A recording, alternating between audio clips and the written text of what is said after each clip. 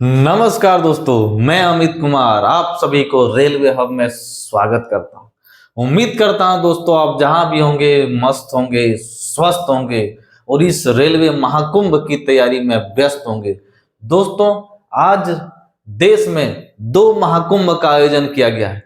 एक तो प्रयागराज में, जहां पर डे करोड़ों श्रद्धालु उस महाकुंभ में डुबकी लगाकर अपने इस जीवन को तीर्थार्थ कर रहे हैं। तो दूसरी तरफ रेलवे द्वारा आयोजित महाकुंभ, जिसकी डुबकी लगाने के लिए हमारे लाखों करोड़ों युवा तैयार हैं और अपने जीवन को तीर्थार्थ बनाने के लिए दिन रात मेहनत में लगे हैं।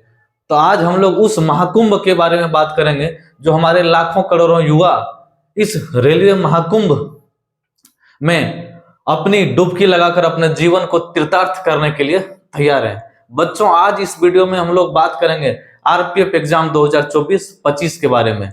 दोस्तों, आज की इस वीडियो में बात करेंगे कि कैसे मैंने 2018 में आरपीएफ का एग्जाम फर्स्ट अटेम्प्ट में क्लियर किया था, लेकिन मैंने दौड़ में अपना ध्यान नहीं दिया, जिसके कारण मैं दौड़ में डिस्क्वालीफाई हो गया। बाद में मेरा सिलेक्शन 2023 में आरआरबी एनटीपीसी के तहत स्टेशन मास्टर के पद पर हो गया था और मैं आज स्टेशन मास्टर के पद पर कार्यरत हूं। लेकिन मैंने उस समय गलती की थी 2018 में, जिसके कारण मैं आरपीएफ में सिलेक्शन फाइनल नहीं ले पाया था। उसका वजह क्या था? दौड़ का।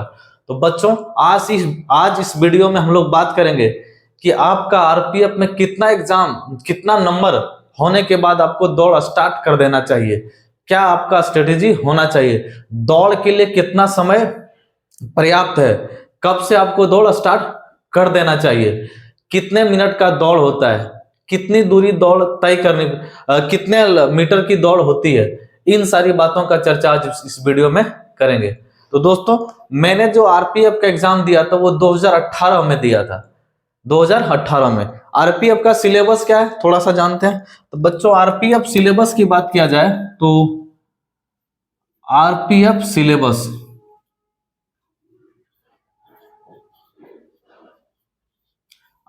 सिलेबस 2025 या 24-25 जो भी बोल सकते हैं, इसके सिलेबस के बारे में बात किया जाए बच्चों, तो इसमें आपको मैथ से जो क्वेश्चन पूछे जाएंगे वो 35 क्वेश्चन पूछे जाएंगे। रीजनिंग से क्वेश्चन पूछे जाएंगे वो 35 क्वेश्चन पूछे जाएंगे। और जनरल स्टडीज, जिसमें आपका जनरल साइंस और जनरल नॉलेज दोनों शामिल है, करेंट अफेयर वगैरह फुल, तो यहां से आपको क्वेश्चन पूछे जाएंगे 50। तो टोटल कितने मार्क्स हो जाता है? 120 क्वेश्चंस। और प्रत्येक क्वेश्चन कितने नंबर का होता है? तो 1 नंबर का होता है। और नेगेटिव मार्क कितना होता है? 1/3। एक क्वेश्चन 1 मार्क्स का आपका होगा, उसमें से नेगेटिव मार्क कितना कर दिया? 1/3 उसका 1 मार्क का वो डिडक्ट कर दिया जाएगा आपके जो मार्क्स आए हुए हैं उसमें से। तो प्रत्येक क्वेश्चन 1 मार्क्स का है और टोटल क्वेश्चन कितना? 120। तो 120 गुना 1 करेंगे तो 120। तो आपका जो एग्जाम होने वाला वो कितने मार्क्स का होने वाला? 120 नंबर का होने वाला। कैसा एग्जाम होने वाला? तो वो सीबीटी बेस्ड होगा, कंप्यूटर बेस्ड। एक ही एग्जाम होगा, आपको उसमें क्या करना है? क्वालिफाई करना है। तो 120 नंबर का एग्जाम होगा और क्वालिफाई ही नहीं, साथ का साथ उसमें आपको मेरिट भी एग्जाम बेस्ड से ही बनेगा। दौड़ जो आपका रहेगा उसमें सिर्फ और सिर्फ आपको क्या करना है? तो दौड़ में जो है आपको वो सिर्फ और सिर्फ पास करना है, वो पासिंग, उसमें कोई पॉइंट वगैरह एक्स्ट्रा आपको मिलता नहीं है। तो आरपीएफ एग्जाम की बात किया जाए बच्चों तो 120 मार्क्स का एग्जाम होगा, जिसमें 35 मैथ को पूछा जाएगा। कितना? 35 क्वेश्चन मैथ, 35 क्वेश्चन रीजनिंग और जीएस 50 क्वेश्चन। टोटल कितना हो जाता है? 120। आरपीएफ एग्जाम में बात किया जाए तो थोड़ा सा मैथ और रीजनिंग वाले के लिए एग्जाम निकालना थोड़ा आसान हो जाता है, क्योंकि आपका 35 और 35 70 नंबर मैथ रीजनिंग जो रहता है वो थोड़ा सा मैथ वाले स्टूडेंट के लिए थोड़ा सा प्लस पॉइंट होता है। मगर इसका ये मतलब नहीं है कि जो जिसका जीएस अच्छा है वो एग्जाम को नहीं निकाल सकता है, क्योंकि जीएस का भी क्वेश्चन भारी मात्रा में 50 क्वेश्चन जीएस का पूछा जाता है और रीजनिंग लगभग जीएस वाले बच्चे का भी ठीक रहता है और मैथ वाले का भी ठीक रहता है। तो जिसका थोड़ा सा मैथ कमजोर है तो कोई दिक्कत नहीं, वो जीएस पे थोड़ा सा फोकस करते हुए रीजनिंग पर अपना कमांड बनाना है और मैथ को छोड़ना नहीं है। मैथ को आपको एवरेज में लेकर चलना है। आपको ये टारगेट रखना है कि 35 क्वेश्चन यदि पूछ रहा है तो यदि मेरा मैथ कमजोर है तो हमें कम से कम 20 से 25 नंबर का टारगेट लेकर चलना है, क्योंकि आरपीएफ में बच्चों बात किया जाए तो मैथ उतना ज्यादा टफ आता नहीं है।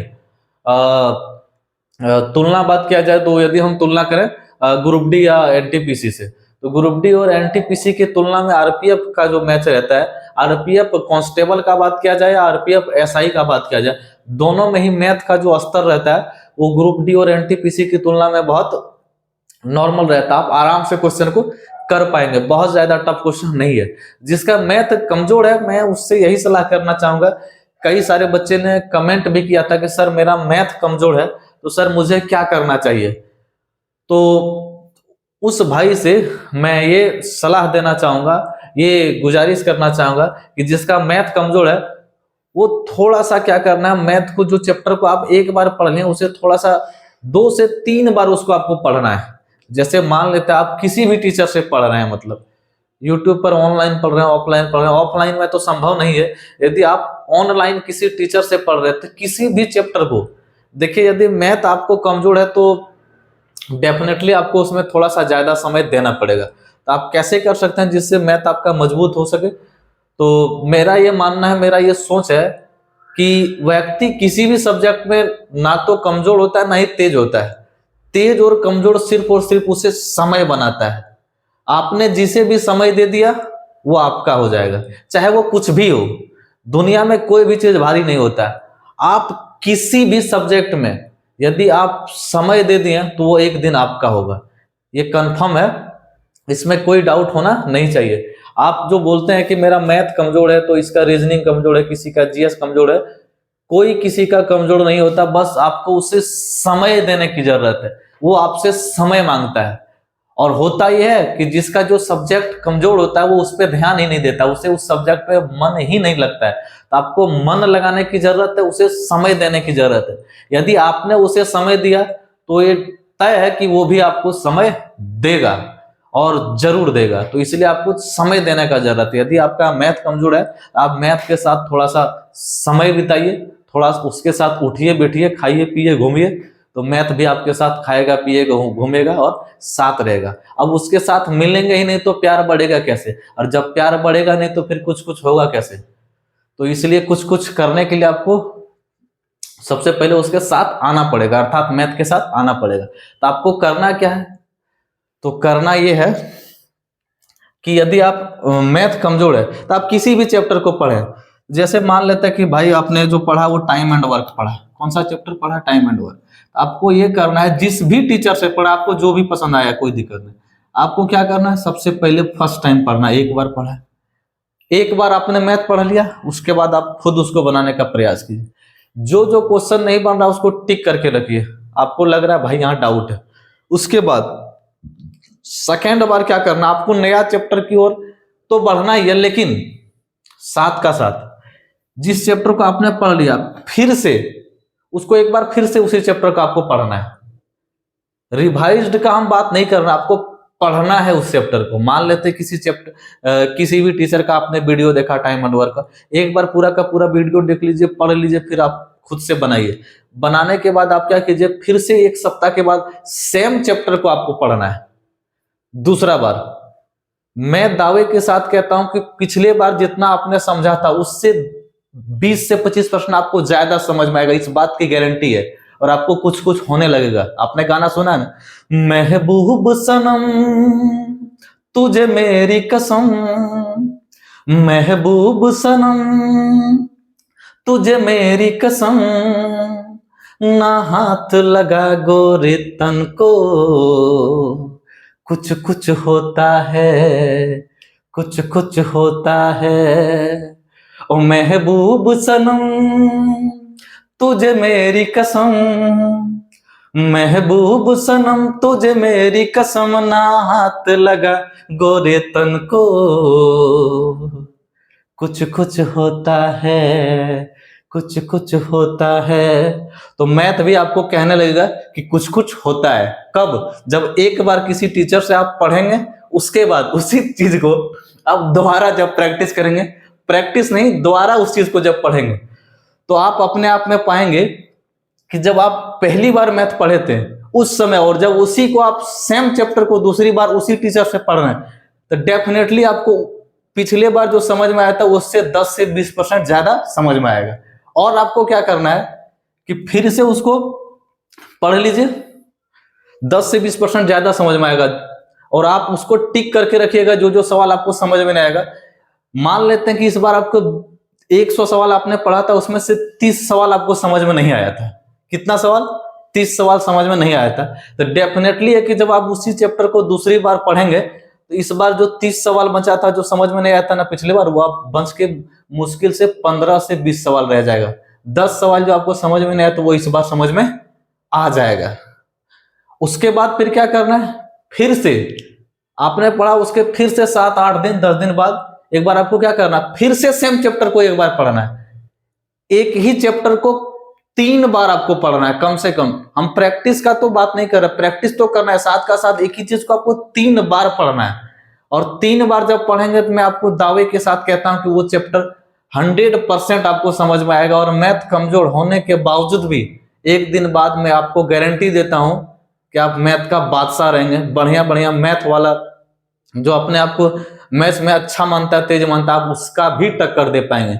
आपको बस वही करना है, उसको तब तक पढ़ते रहना है जब तक कि वो आपके बस में ना हो जाए। हम लोग क्लास में ही पढ़ते थे, ट्यूशन में कोई लड़की पसंद आती थी तो उसके पीछे तब तक पड़े रहते थे जब तक कि वो हमारा हो ना जाए। हम लोग करते रहते थे कि महबूब सनम तुझे मेरी कसम, ना हाथ लगा गोरे तन को कुछ कुछ होता है। तो इसीलिए आपको क्या करना, उसके पीछे तब तक पड़े रहना है जब तक कि वो आपके पास ना हो जाए, आपके साथ ना हो जाए। तो आपको क्या करना है, उस चीज को कंटिन्यूअस पढ़ते रहना है। और मैंने कहा कि कोई भी चीज भारी नहीं होता, कोई भी चीज हल्का नहीं होता, हर एक चीज समय मांगता है। चाहे वो पढ़ाई हो, चाहे वो कोई अदर काम हो, किसी भी फील्ड में आप बेहतर करना चाहते हैं, बस समय दीजिए, वो एक दिन आपके साथ होगा, एक दिन आपके पास होगा। तो मैथ को बेहतर करने का बस यही एक तरीका है और इसी तरीके से आपको गुजरना होगा। तो उम्मीद करते हैं बच्चों, जिसका भी मैथ कमजोर है उसको क्या करना है इस वीडियो में क्लियर होगा। आगे बढ़ते हैं बच्चों। तो मैथ आप ऐसे बेहतर कर सकते हैं। रीजनिंग में कितना क्वेश्चन आएगा? 35। जीएस में कितना क्वेश्चन आएगा? 50। जीएस में आपको जो वो स्टैटिक जीके को थोड़ा सा ज्यादा ध्यान देना है, क्योंकि पिछले 5-6 साल में किसी भी एग्जाम की बात किया जाए, चाहे वो रेलवे का एग्जाम हो, रेलवे में आरपीएफ हो, RPF constable, RPF SI, group D, या आपका एनटीपीसी का बात किया जाए, और एएलपी का, टेक्नीशियन का, या आप एसएससी सीजीएल में ही किसी का एग्जाम, एसएससी का ही किसी एग्जाम को उठा लीजिए, CGL, CHSL, MTS, SSC GD, या किसी भी एग्जाम को उठा लीजिए आप, वनडे एग्जाम, इस समय जो वेटेज है स्टैटिक जीके का वो काफी है। तो इसलिए आपको स्टैटिक जीके को थोड़ा सा ज्यादा ध्यान रखना है, करंट अफेयर पर मजबूती बनाना है।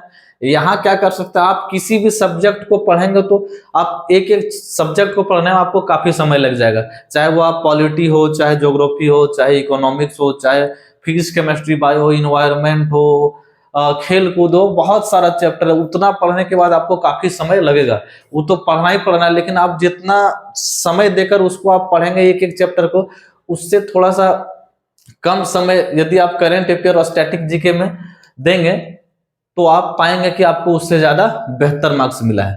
तो इसलिए आपको थोड़ा सा क्या करना है, करंट अफेयर और स्टैटिक जीके पर ज्यादा ध्यान देना है। और आपको क्या मैंने बात की थी कि कितना नंबर आए तो आपको दौड़ना स्टार्ट कर देना चाहिए। तो मैं यही कहना चाहूंगा, यदि आप अनरिजर्व से फॉर्म डालें, अनरिजर्व से हैं, तो यदि आपका टोटल क्वेश्चन कितना मार्क्स का हो, 120, तो 70% हम मान के चलता हूं, 84। यदि आपका 84 मार्क के आसपास आ रहा है और यदि आप जनरल हैं, 84 का मतलब 2-4 नंबर कम भी है और आगे पीछे भी है, तो आप उसको मानकर चल सकते हैं। तो यदि 84 नंबर के आसपास है और यदि आप जनरल कैटेगरी से, अनरिजर्व से बिलोंग कर रहे हैं, तो आपको डेफिनेटली जैसे ही एग्जाम देकर आए उसके नेक्स्ट डे से ही आपको दौड़ने में लग जाना है, क्योंकि जो आपका समय दिया जाता है आरपीएफ में वो 5 मिनट 45 सेकंड का समय दिया जाता है। कितना दिया जाता है? 5 मिनट 45 सेकंड का समय होता है। यही हमसे गलती हुआ था। मेरा जब हम एग्जाम देकर आए तो दौड़ने का स्टार्ट नहीं किया था। हम दौड़ने का स्टार्ट कब किए थे?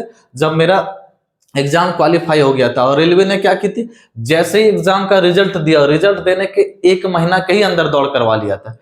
और किसी भी बच्चे के लिए 1 महीना में 1600 मीटर का दौड़ होता है। कितना? 1600 मीटर का दौड़ जो है वो 5 मिनट 45 सेकंड में कर पाना थोड़ा सा मुश्किल होता है, क्योंकि माना जाता है कि जो एग्जाम निकालता है वो थोड़ा सा पढ़ने लिखने वाला बच्चा होता है, और पढ़ने लिखने वाले बच्चे के लिए जो है वो थोड़ा सा जो है वो दौड़ 5 मिनट 45 सेकंड में 1600 मीटर कर पाना मुश्किल हो जाता है।